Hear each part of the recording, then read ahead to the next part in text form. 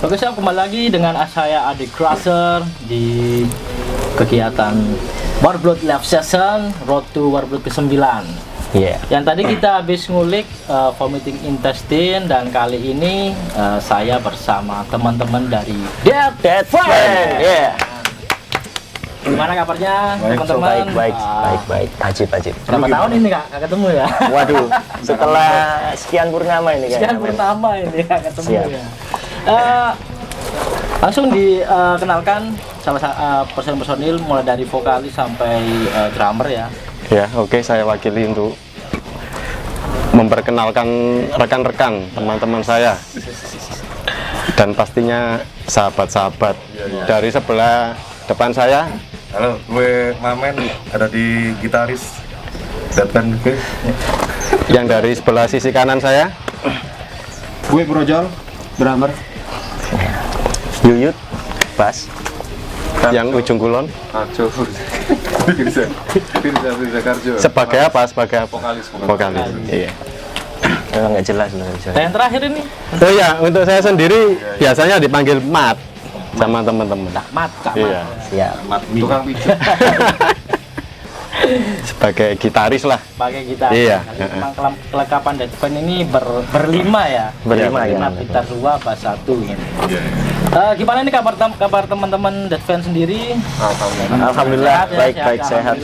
Di masa pandemi kayak gini kan memang rawan rentan ya, terutama perasaan juga kan ya. Waduh. Oke, langsung kita menuju ke sisi talk show. Ini Dead Friend ini berdiri tahun berapa sih? Saya wakili untuk berbicara ya. Untuk Dead Friend sendiri dimulai tahun 2012 akhir, kurang lebih bulan Oktober. Bulan Oktober akhir tahun ya. Iya, akhir tahun. Jadi awal kisahnya seperti ini awalnya. Dulu saya sama Mamen, si Dodi punya band, punya band. Sebelum ada Dead Friend ya. Iya, sebelum ada Dead Friend. Tak sebutin apa enggak nama bandnya dulu? Gak apa-apa disebut Oh, tak aja. sebutin ya. Namanya dulu RPS Band dulu. RPS. Jadi dulu itu Hip viral ya, hip rock. viral pada zamannya. Oke ya, hip rock. Terus Dan komunitas. seiring berjalannya waktu, si Mamen sama saya kok ngerasa kok kurang passion, maksudnya untuk Bermusik. musiknya kok melulu ke hip rock Pengen yang lebih sentris ekstrim ya. lebih Iya, akhirnya lagi. ya apa Dot, ya apa Mat, garap rodok metal dah ya apa. Terus gimana untuk personilnya Dot? Akhirnya ya ternyata ada teman-teman lain yang memang bisa untuk join band baru kita, proyek baru kita yang lebih arah ke pure metal pada saat itu ya. Jadi gak ke arah ke sub metal, sub genre metal khusus sound seperti apa enggak. Artinya langsung terjun ke metal Iya, ya. iya.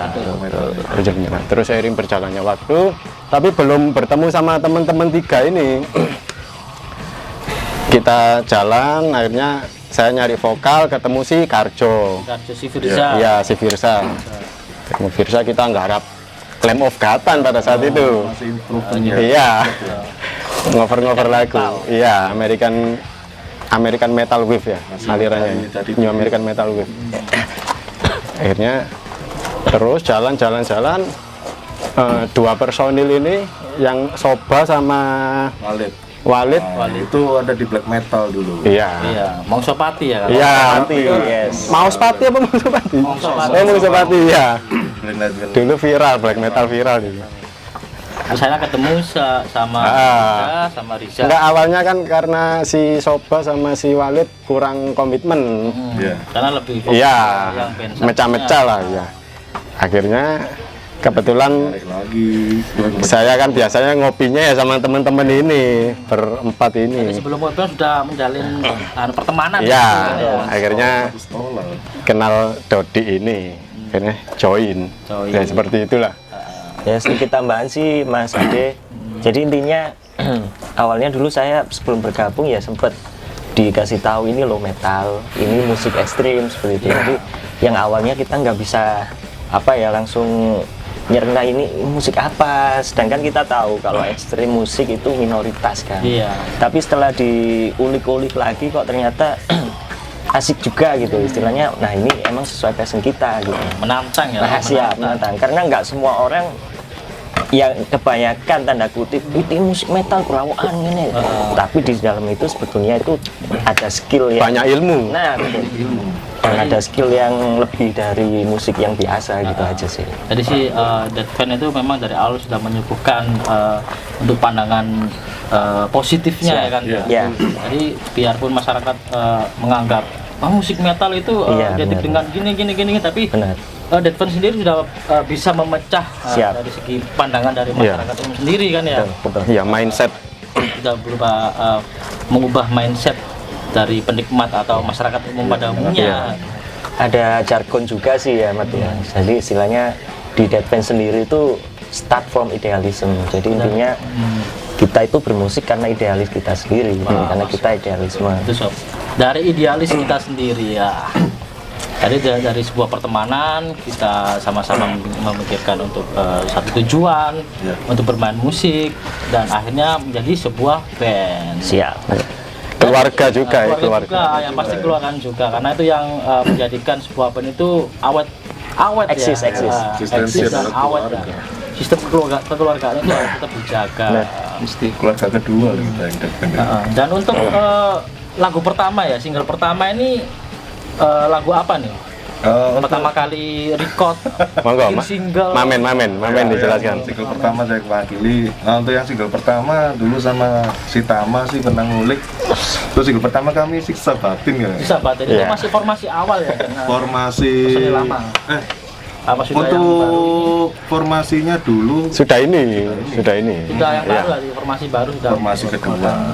Single. Ya, soalnya yang formasi pertama masih Cover-cover. cover Iya, cover. jadi diri ini ingin gimana. Arahnya kemana? Menentukan Materinya sound kita, yang pas untuk menjadi karakter di Jadi akhirnya untuk single ya bersama teman-teman dari Siksa Batin ada 3 lagu kayaknya sih.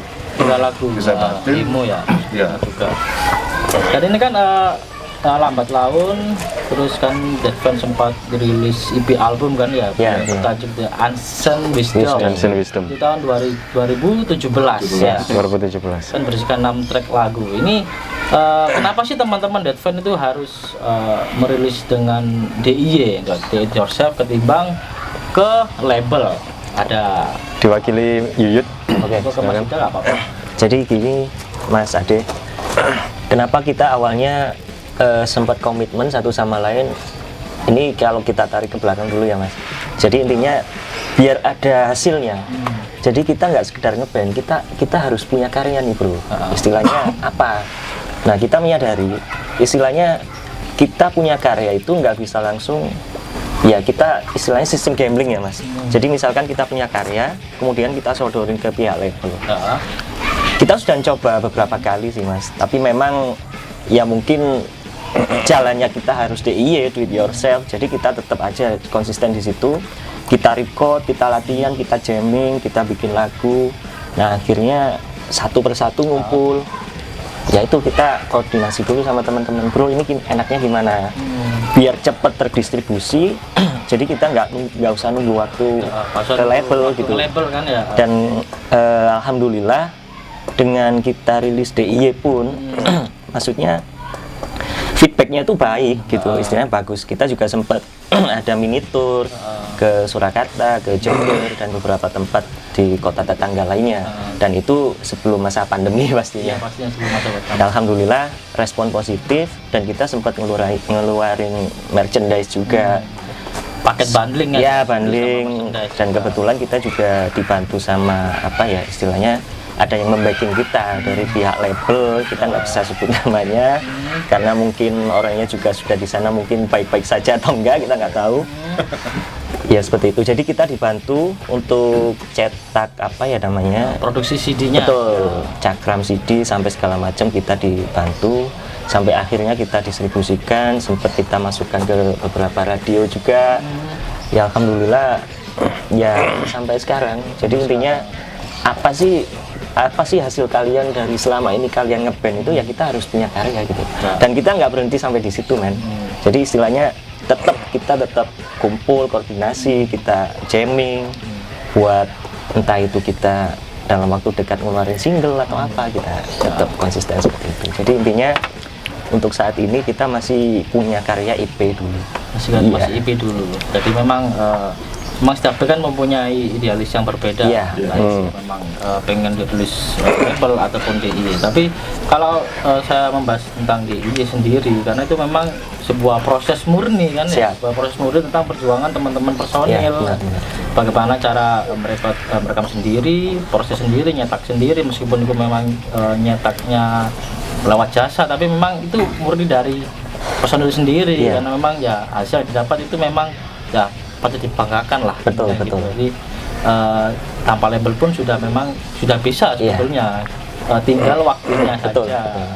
Dipromosikan memang sekarang sudah di era digital ya, lebih gampang lah daripada yang tahun-tahun 2000-an dulu. Sekarang sudah banyak media promosi yang sudah mendompeng band-band lokal, ataupun ada program-program live session ataupun event kan menjadi promosi juga lebih gampang lah. Intinya bukan pada label sebetulnya kan, kemauan dari personil ataupun dari band itu sendiri. Oke, sebelum kita beranjak ngobrol-ngobrol yang lebih dalam lagi, nah ini ada salah satu produk lokal Pasuruan ini, Soyaku ya. Moga teman-teman Deadfan bisa diincipi dulu. Siap. Lokal. Ngeri. Lokal pride, men. Lokal pride.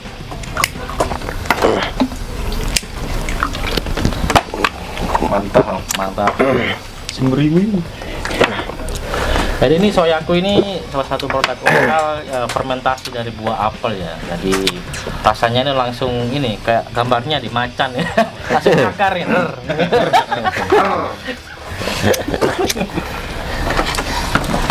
Oke, langsung aja kita kembali lagi ya di pertanyaan selanjutnya. Dan untuk progres kedepannya Deadfan sendiri ini apa sih untuk planningnya? Apa mau bikin single lagi atau mau bikin demo atau video klip? Mungkin bisa dibantu Mas Karjo. Silakan yang lain. Mungkin kalau dari progresnya masih proses pembuatan lagu baru ya, baru ketiga kalau nggak salah. Jadi Arogansi itu lagu single yang pertama, terus lagu yang baru ini masih belum keluar judulnya. Masih aransemen. Cuman dari aransemen sudah hampir fix lah, hampir 90%-an lah. Jadi dari situ nanti mungkin kita planning ke depannya ingin membuat album ya, karena extended play itu cuman istilahnya demo apa istilahnya, untuk merangsang aja di awal gimana nih responnya gitu aja. Kalau kita nanti belakangnya dengan adanya album ini diharapkan ya kita sudah tahu istilahnya gambaran umumnya dari album dari Deadfan ini keseluruhan seperti apa. Jadi kita nanti bisa lihat dari situ lagu-lagunya kan lebih ke progresifan lah. Jadi sembari meneruskan untuk progres lagu terbaru sambil mencari pasar mana yang pas ya untuk perilisan project kedepannya dari Deadfan sendiri ini kan. Dan ini kan selama masa pandemi tahun 2020 kemarin sampai tahun ini apa sih kegiatan dari teman-teman Deadfan sendiri? Mas Ijal. Mas Tama, ada Mas Tama? Nah, untuk masa pandemi kegiatan teman-teman ya lebih fokus ke kehidupannya masing-masing sih sebenarnya. Ya dari keluarga, terus ya masalah pekerjaan.